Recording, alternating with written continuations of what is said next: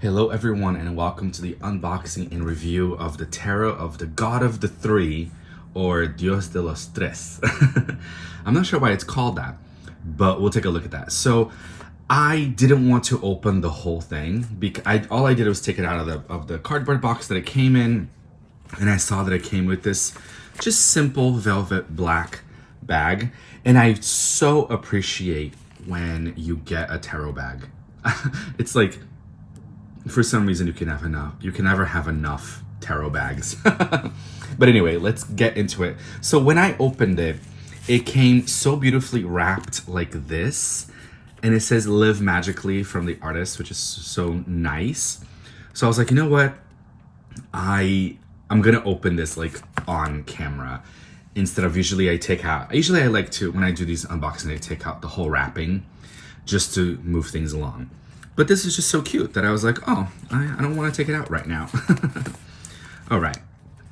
So now we're going to have to open it.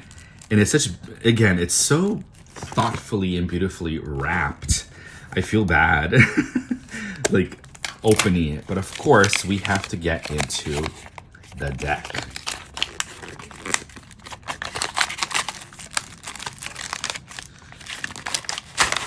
Okay. And here we go, Tarot de El Dios de los Tres, or Tarot of the God of the Three. I don't know why it's called that, actually, but let's open it up, and maybe the book will reveal something. All right. As you can see, you and I are both looking at the same time. So here's the box, super cute box. The artwork just really called to me when it came to this deck. It was so colorful, so interesting. So here you have the sides, of course the title, and the back here just says 78 colored cards and instruction leaflet, but it says it in a few different languages. So that's pretty much basically it. Comes in this really cute tuck box. Let's open it. Oh, interesting. It's like divided into two. I don't know if every box comes like that, but that's how mine is coming. So here we go. Let's check it out. I left. All right, here we go. It looks to be a little bit smaller than a traditional tarot deck. Let's actually take a look at that. So here's my Rider-Waite-Smith, the original. Here's the full, all right. Let's open, oh yeah, definitely smaller. Definitely about 1/4 inch, I guess. More narrow and shorter, which I guess is nice because it makes it for a really nice, compact and portable deck. I mean, I feel like I want to say, like, I like big decks and I cannot lie. I do prefer when a deck is maybe a bit bigger, but let's see. Okay, so I don't know why I came divided like that, but it looks like they are in order. Here are the backs, really cool backs. Not exactly a perfect reversible, but to me, I'm not bothered by this. Maybe some of you are, but I'm not. The cardstock is very flexible. I don't mind it. I actually like flexible decks like this, but as you can see, it is very flexible. So what is this? Okay, so oh, that's cool actually. I'm gonna use this for like a bookmark. And here we have instructions, which is not really instructions, it's just an extra card. Sorry, not instructions. What am I saying? Illustrations. I can read. All right, so here's just an extra card. Okay, now, actually, before we go through the whole deck, let's take a look at the book a little bit.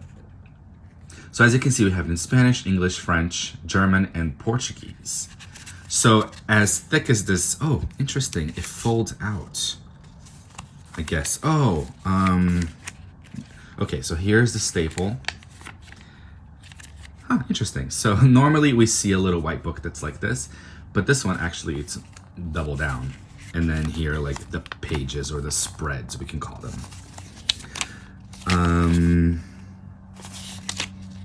Okay, so here's the Spanish version. And then after the Notas de importancia, we go into the English version, which it says right here, EN. What is tarot? Which is kind of cool. I like that it gives you a little bit of what is the tarot. Then it goes directly into the major arcana. Here, ending it with the sun. What we're getting, let's take a look at the Hanged Man, for example. So we do have some keywords. Represents the spirits of renunciation and sacrifice. Then we have a normal position, which is the upright. And then right down here, we have reversed. And it looks like it goes like that for every card. Let's flip this one more time. And then, of course, after the world, we get into the minor arcana, starting with the swords. Well, interesting. It goes actually backwards, is what I want to say. It goes from king all the way to the ace. Usually, we see these books going from ace to king, which is fine. I'm not bothered by it. It's just interesting observation. So here we have the normal position, and then we have the reversed position. And it goes like that for swords, wands, cups, and pentacles. Let's see what happens after. Oh, okay, and then you get one spread. So here's spreading the tarot cards. A bit of an explanation. Oh wow, this is like 11. It's a Celtic cross, really. That's what it is. A Celtic cross. And then there's a procedure. So kind of like explaining everything.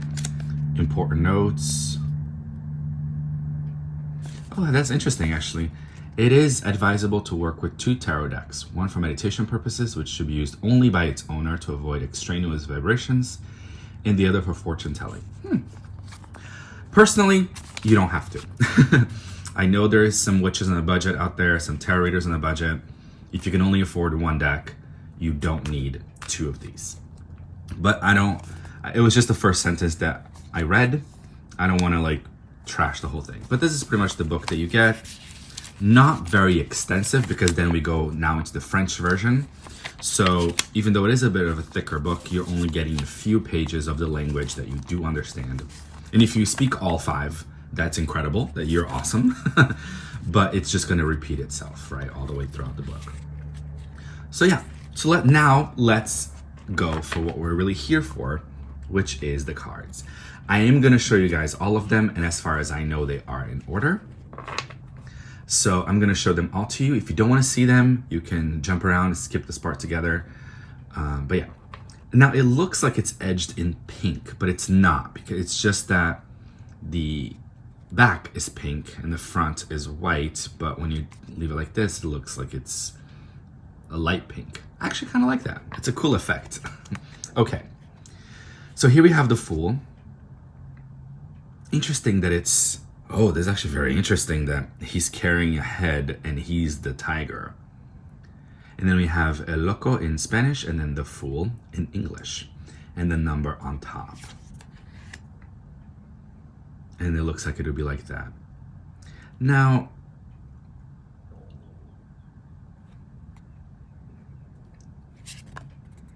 wow.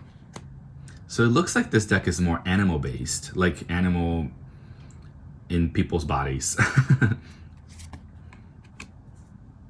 Here's the Empress. She looks like a statue, like a Greek statue or something. Beautiful. Yeah, I'm really finding the imagery to be so cool and interesting.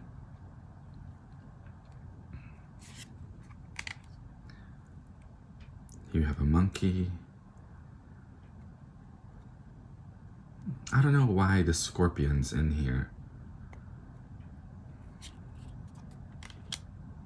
Here you've got the Lovers. Oh wow, and there's like the 3 of Swords right in the center.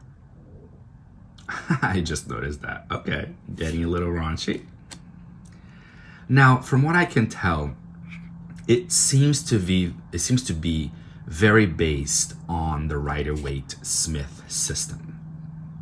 Oh, Justice is really cool. Now, Justice is number 8. Usually, number 8 is Strength. But in different decks, the 8 and the 11, Justice and Strength switch places. There's nothing wrong with that. It doesn't change the meaning unless you really go by like numerology. To me, it doesn't change the meaning. Just so you know, different decks do that. Oh, I like that. It looks like Lord Ganesh for the hermit. So it looks like it's very based on the Rider-Waite-Smith, but there are a lot of differences and like added illustrations to this deck. Also, here's strength or Lafweriza. Oh, it looks like goddess Durga or Kali. That's actually really, really cool. I love that.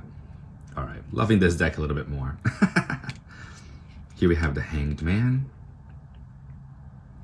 But here's goddess Kali for death. That makes sense to me. So I wouldn't fully recommend this for a beginner, just because it's different and there are there's a lot of variations and a lot, like I was saying, a lot of added meanings. A lot of added symbols. And as we saw from the little booklet, the artist or the writer doesn't really explain. Oh, there's Kali again. Wow. The artist doesn't really explain why. Right? Like, why is there a skull here? Why is there a heart in the moon card? I've actually never seen a heart in the moon card. Why is Kali in different cards? And this one, as the tower, I don't know what this being is. I like it,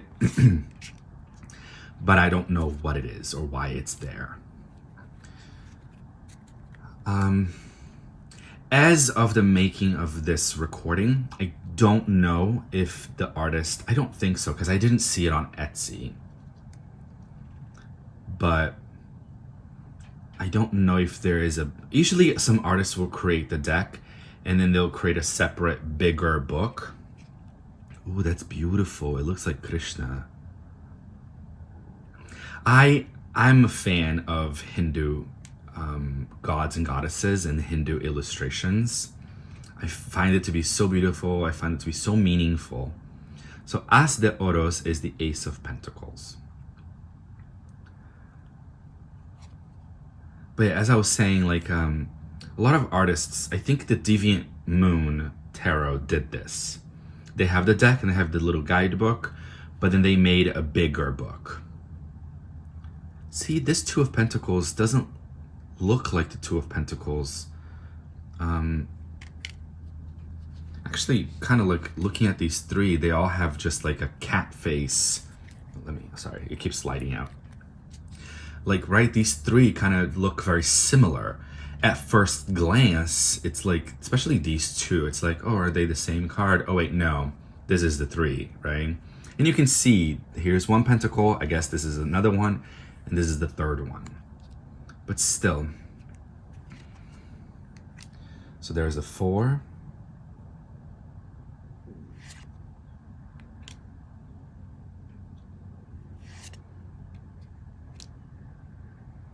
Very animal heavy, which I like.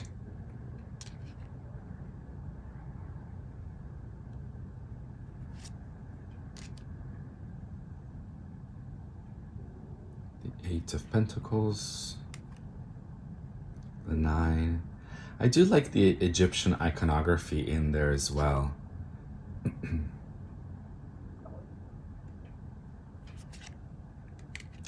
There you go. So you have the Knave, or sometimes called the Page, as God Thoth. You have the Knight of Pentacles as a unicorn. I think this is Sekhmet. Is that the goddess, the feline goddess? And then the Thoth again as the king. Not as the king, but in the King of Pentacles. Here we have the Ace of Cups. And we seem to have a color scheme. So the pentacles are very pink. And it looks like, so far anyway, that the cups, or the copas, are more blue.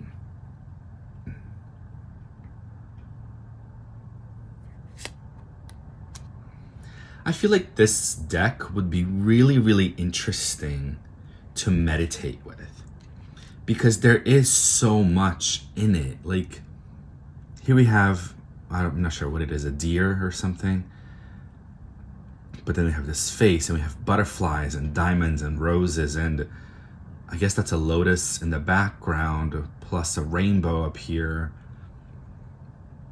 And the stars. Looks, I feel like if you meditate with it, and then there's like certain shapes, right? Things like flow and create shapes and create like a dynamic vision. So it might actually be really interesting to meditate with. Here's the Eight of Cups. I do wish, again, that the book explained why they chose these animals. Like, why is the spider in the Eight of Cups? Why is the rooster in the 10 of Cups? And what is this face here? I don't understand all the symbols. Oh, okay. Here's the Page of Cups, looking like he's having a good time, I guess. Oh, that's beautiful. Pegasus is the Knight of Cups. But like, I don't, you know, as funny as the Page of Cups was, why was that there? You know, I mean, of course I can, when I'm reading, I can make my own interpretation. I can meditate on it and have my own fun with it. But I do like when the artists explain why they made those choices.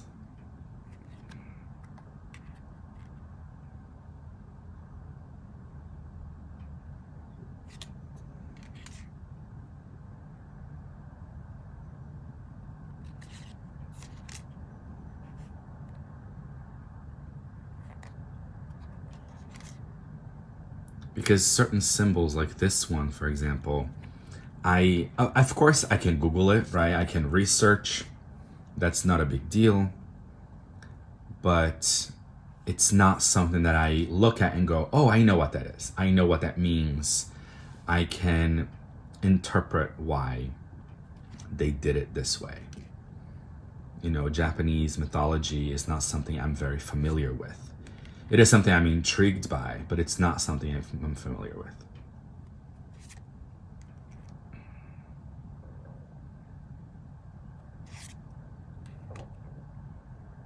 So this one just seems to be a plain horse. I wonder what well, this is actually really cool. It's like a Hindu god or goddess, and then the face of like kitsune, right? I think that's what it is. Forgive me if I said it wrong. But the fox spirit, right? So here we've got the wands. I wonder what the horse, the Knight of Wands, is going to be. Two of Wands, beautiful. We seem to have a red theme going on with the wands and a purple one with the swords.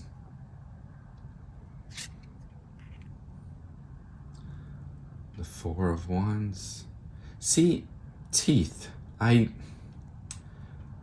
don't know why. I don't understand why teeth are in the Four of Wands.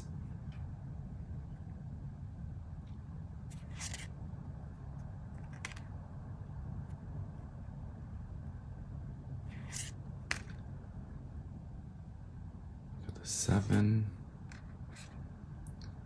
the 8. I do love all the tigers. That's really beautiful. I love the imagery. I think that this deck is so interesting and dynamic and different, but I would not recommend this for a beginner. And I feel like even for an advanced person, your interpretation is going to be more on the vision versus like, oh, Page of Wands means like an apprentice and passionate, exciting, spontaneous. You know what I mean? It might change more on the vision. Oh, that's interesting. Cool. It's like an X-ray of a horse. Here we have the Queen of Wands. And finally, the King of Wands. Here are the backs one more time. Super interesting. So this deck is definitely one that will make me think. it will make me almost like question my intuition a little bit, because it looks like it's meant to stretch your imagination, to stretch your intuition, and to really get you thinking and feeling into the energy. All right, guys, so I hope you guys enjoyed the unboxing and review of the Tarot de El Dios de los Tres, or Tarot of the God of Three. Thank you guys so much, and I'll see you guys next time.